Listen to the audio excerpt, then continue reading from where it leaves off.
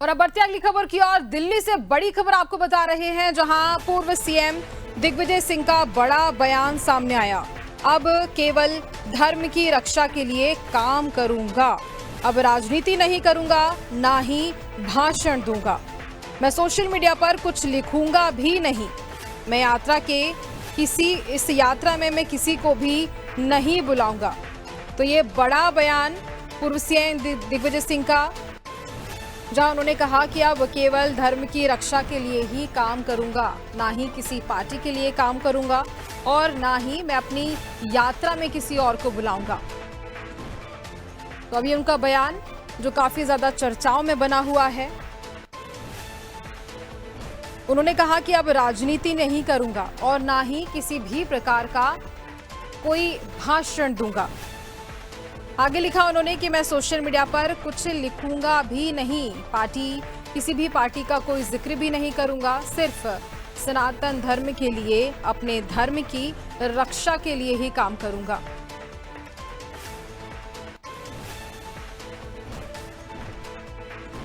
तो देखिए, पूर्व सीएम दिग्विजय सिंह का ये बड़ा बयान इस बीच सामने आया। और इसके पहले भी लंबे समय से जो कयास लगाए जा रहे थे, इसके पहले भी एक विवाद बन गया था जो उनका बयान था, जिसमें वही कह रहे थे कि मैं धर्म को काफी ज्यादा अच्छे से जानता हूं, मेरी जितनी यात्रा किसी ने नहीं की होगी। साथ ही उन्होंने नर्मदा परिक्रमा का जिक्र भी उस बीच किया था और अब वह फिर से इस बयान के जरिए काफी ज्यादा चर्चा में आने वाले हैं। और अभी उनका बयान जिसमें वह धर्म की रक्षा करने की बात कर रहे हैं, चलिए आपको सुनाते हैं उन्होंने क्या कुछ कहा है। समझता हूँ धर्म को, सनातन धर्म को भी, मैं समझता हूँ बीजेपी को भी, मैं समझता हूँ बीएचपी को भी, और मैं समझता हूँ आरएसएस को भी। राजनीति भी समझ रहे हैं क्या? मैं राजनीति मैंने राजनीति, अब देखो मैं 80 साल का हो गया।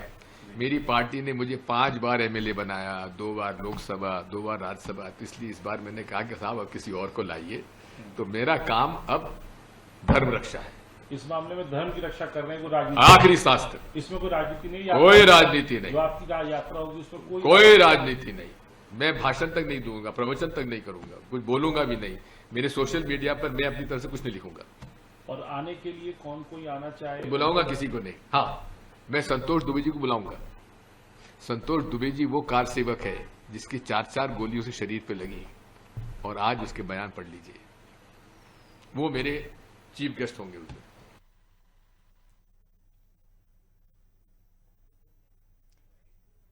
तो देखिए, अब इसी पर ज्यादा चर्चा करेंगे। स्टूडियो में हमारे साथ ब्यूरो हेड ब्रजेश चौक से हमारे साथ जुड़े हुए हैं। ब्रजेश जी, इसके पहले जो बयान सामने आया दिग्विजय सिंह का, जिसमें वह बता रहे थे कि मैं कितनी पूजा पाठ करता हूं, नर्मदा परिक्रमा उन्होंने की, और अब उसके बाद अब फिर से वो कह रहे हैं कि अब मैं पार्टी के समक्ष में बात नहीं करूंगा, किसी भी पार्टी के सपोर्ट में बात नहीं करूंगा, सिर्फ धर्म की रक्षा करूंगा। अलग तरीके से मतलब निकाल लिया लोगों ने। दिग्विजय सिंह सनातनी हैं, पूजा पाठ करते हैं, 11 का व्रत करते हैं, गोवर्धन परिक्रमा करते हैं, उनके किले में मंदिर हैं बाकायदा। तो इसमें कोई शंका नहीं है कि वो सनातनी है, धर्म में आस्था है उनकी। लेकिन वो बार बार कहते रहे हैं धर्म और राजनीति अलग चीज है। और जब इस यात्रा को लेकर उन्होंने बयान दिया है कि मैं इसमें राजनीति नहीं करूंगा, लेकिन दिग्विजय सिंह एक राजनेता हैं और राजनीति नहीं करेंगे तो क्या करेंगे। लेकिन उनका कहना है, जो पहले भी उन्होंने कहा था, कि ये एक यात्रा जो महाकाल यानी उज्जैन से शुरू होगी, अवध यानी अयोध्या रामलला मंदिर तक जाएगी, उसमें वो राजनीति नहीं करेंगे, ये धार्मिक यात्रा है। उसी तरह जिस तरह से उन्होंने नर्मदा परिक्रमा की थी, तब भी उन्होंने कहा था कि मैं इसमें राजनीति नहीं करूंगा, ये गैर राजनीतिक यात्रा है, धार्मिक यात्रा है। इसलिए वो कह रहे हैं मैं इसमें कोई राजनीति की बात नहीं करूंगा, कोई भाषण नहीं दूंगा, कोई प्रवचन नहीं करूंगा, सिर्फ भगवान का नाम लूंगा और चला जाऊंगा। लेकिन इस यात्रा जो वो निकालने जा रहे हैं उज्जैन से लेकर अयोध्या तक, ये गैर राजनीतिक भले ही हो, लेकिन इसका एक तरह से राजनीतिक संदेश जरूर है। जब वो ये कहते हैं कि मैं इस यात्रा में कार सेवक को बुलाऊंगा, उस परिवार को बुलाऊंगा जिसने गोलियां खाई हैं, तो वो क्या जताना चाह रहे हैं। यदि वो भक्ति कर रहे होते तो राम राम जपते हुए वो महाकाल से अयोध्या तक जाते। लेकिन जब वो कार सेवकों को बुला रहे हैं और जब वो चंदा चोरी की बात कर रहे हैं, जब वो सियासत कर रहे हैं, तो भले ही वो ये कहें कि मैं इसमें भाषण नहीं दूंगा, लेकिन संदेश सियासी ही दिया जाएगा एक तरह से। तो दिग्विजय सिंह एक तीर से दो निशाना साधना चाह रहे हैं। वो कहना चाह रहे हैं कि मैं धार्मिक यात्रा पर जा रहा हूं कि लोगों को सद्बुद्धि मिले, लेकिन दूसरी तरफ वो कह रहे हैं कि चंदा चोरी हुआ है, दूसरी तरफ वो कह रहे हैं कि मैं कार सेवक को शामिल करूंगा। तो इसका क्या मतलब निकाला जाए? निश्चित तौर पर वो इस यात्रा के जरिए राजनीति कर रहे हैं और राजनीति संदेश देने की कोशिश कर रहे हैं। अब इसका लोग अलग अलग तरीके से मायने निकाल रहे हैं।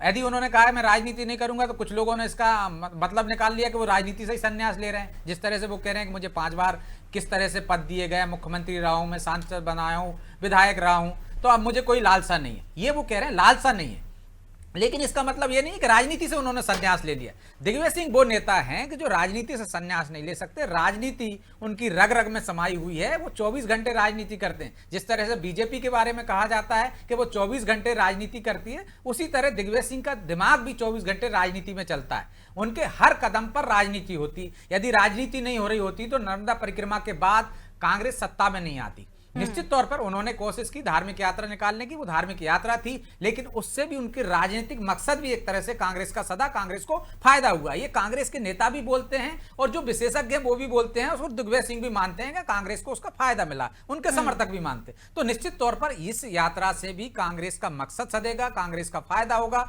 अब कितना फायदा कांग्रेस उठा पाती है ये अलग बात है, और कितना नुकसान बीजेपी को होता ये तो आने वाला समय बताएगा। लेकिन दिग्विजय सिंह के कहने से कुछ नहीं होता। राजनीति में जो कहा जाता है वो होता नहीं है।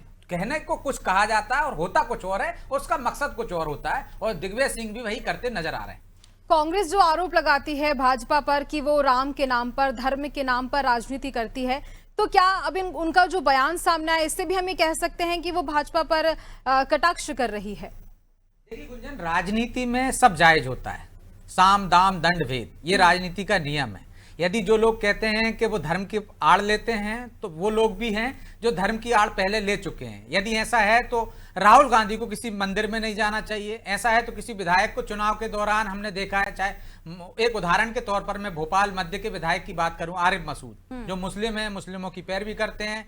यदि कहीं पर घटना हो जाती है तो वो मुसलमानों के समर्थन में यहाँ पे प्रदर्शन भी करते हैं। लेकिन जब चुनाव आते हैं तो हमको वो हनुमान मंदिर में हनुमान की आरती करते भी नजर आते हैं। तो राजनेताओं का काम है कि वोट किसी भी तरीके से हासिल हो। यदि कोई कथा करा रहा है, कोई प्रवचन करा रहा है, तो उनका मकसद है कि जो उनके प्रवचनकारी हैं, उनके जो भक्त हैं, वो कहीं ना कहीं उनको समर्थन दें। इसलिए उस तरह के हम देखते हैं कथाएं कराई जाती हैं, भागवत कथाएं कराई जाती हैं, आयोजन कराए जाते हैं, धार्मिक आयोजन कराए जाते हैं, लोगों को तीर्थ यात्रा पर भेजा जाता है, चाहे वो कांग्रेस के नेता हों चाहे बीजेपी के नेता हों। तो तमाम नेता धर्म की आड़ लेते हैं। चूंकि बीजेपी पे आरोप इसलिए लगता है कि वो धर्म की राह पर चलकर या धर्म का झंडा लेकर के, क्योंकि जिस तरह से अडवाणी जी ने यात्रा निकाली थी राम मंदिर को लेकर, उनका पहले से मुद्दा रहा है, इसलिए वो कांग्रेस हमेशा बीजेपी पर और अन्य दल भी जो विपक्ष है वो बीजेपी पर आरोप लगाते हैं कि वो धर्म की राजनीति करती है। लेकिन अब आ जाइए, बीजेपी धर्म की राजनीति करती है, खुलकर करती है, वो मना भी नहीं करती।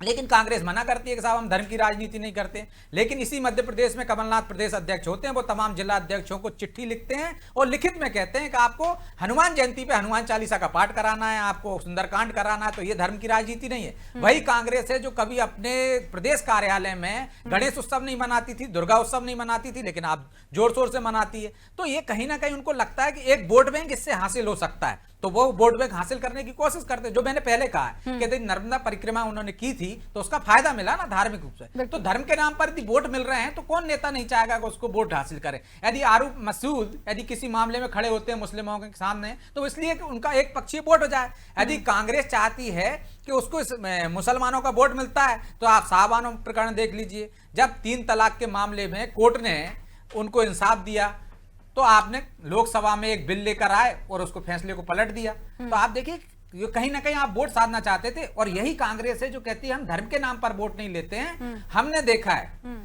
कि जामा मस्जिद से बाकायदा एक फरमान जारी होता था, फला पार्टी को आपको वोट देना, तमाम मुसलमानों के लिए। ये बीजेपी के लिए भी जब अटल बिहारी वाजपेयी की सरकार थी तब इस तरह से फतवा जारी हुआ था, और कांग्रेस के लिए तमाम तरह के फतवे जारी होते रहे। तो ये कहने की बात अलग, मैंने जो कहा ना, कहते कुछ है राजनीति में और करना कुछ चाहते हैं। वो चाहते हैं कि धर्म के नाम पर वोट हम नहीं मांगते, लेकिन धर्म के नाम पर वोट भी मांगते हैं, क्योंकि दूसरी पार्टी उनसे ज्यादा धार्मिक हो गई है, उनसे ज्यादा धर्म के नाम पर उसको वोट मिलते हैं, तो उन वोटों में सेंध लगाना है। इसलिए वो कहते हैं हम धर्म में राजनीति को नहीं लाते हैं, हैं, राजनीति में धर्म को नहीं लाते, लेकिन दोनों ही ला रहे हैं। अब किसको कितना फायदा हो रहा है ये अलग साफ दिख रहा है, इसलिए वो कोशिश करते हैं कि धर्म की बात करें, धर्म का प्रचार प्रसार भी करें, उसके हासिल जो वोट है, कुछ परसेंट वोट उनको हासिल हो जाए, उसकी कोशिश कांग्रेस करती नजर आ रही है, दूसरे दल भी कर रहे हैं। ऐसा पहले नहीं होता था, पहले रोजा अफ्तारी होती थी बाकायदा सीएम हाउस में, तमाम जगह पे हमने विपक्ष के नेताओं को भी देखा है जो धर्म की राजनीति नहीं करते थे। एक पक्ष जो धर्म की राजनीति करता था वो भी इस तरह के कार्यक्रम करता था, लेकिन बाद में करना बंद कर दिए। बिल्कुल, लेकिन और आज की तारीख में कांग्रेस वो तमाम कार्यक्रम करती है और उन कार्यक्रमों से परहेज करती है जिससे उसको कभी वोट मिला करते। बिल्कुल, और अगर हम बात करें तो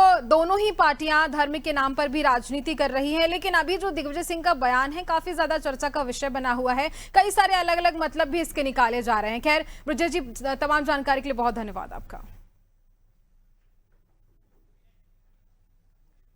तो पूर्व मुख्यमंत्री दिग्विजय सिंह का जो बयान काफी ज्यादा चर्चाओं का विषय बना हुआ है, जिसमें वह कहते नजर आ रहे हैं कि वो किसी भी पार्टी के पक्ष में बात नहीं करेंगे, वो सिर्फ और सिर्फ धर्म की रक्षा के लिए बात करेंगे, और यात्रा का जिक्र भी उन्होंने इस बीच किया। खैर इसी के साथ अब मुझे दीजिए इजाजत, बने रहिए नादी टीवी पर। नमस्कार।